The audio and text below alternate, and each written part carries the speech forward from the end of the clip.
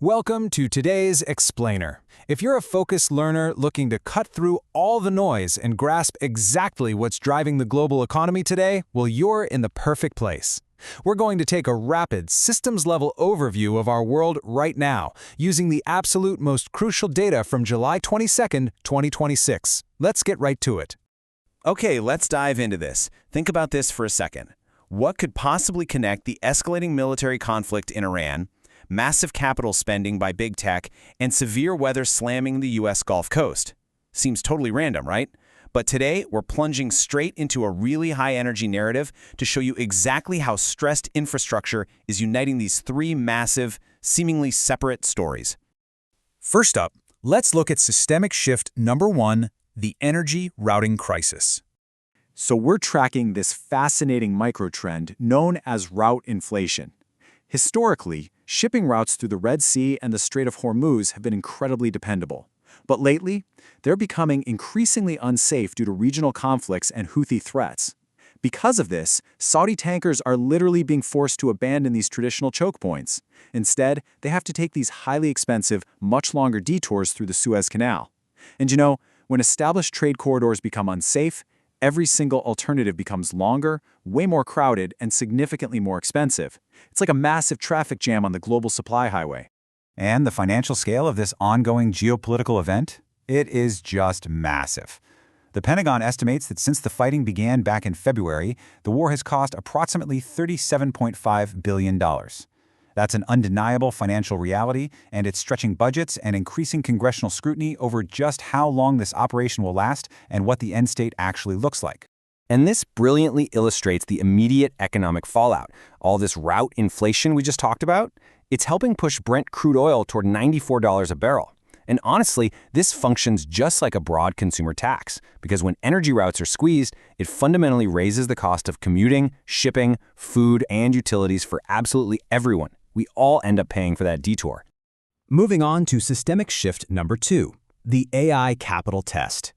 When you look at the estimates for 2026, Alphabet is forecasting up to a massive $185 billion in capital spending, while Tesla could hit $25 billion.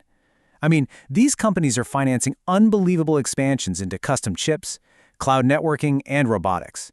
The scale of investment is truly unprecedented. But here's the capital test microtrend in a nutshell. Investors are actively weighing all this heavy AI infrastructure spending against delayed products, like Alphabet's Gemini 3.5 Pro and Tesla's expected quarterly cash burn. Basically, the honeymoon phase is over. Investors are now aggressively demanding proof. They want to see that these multi-billion-dollar investments are actually going to yield durable products and healthy margins, rather than just turning into a permanent cash bonfire.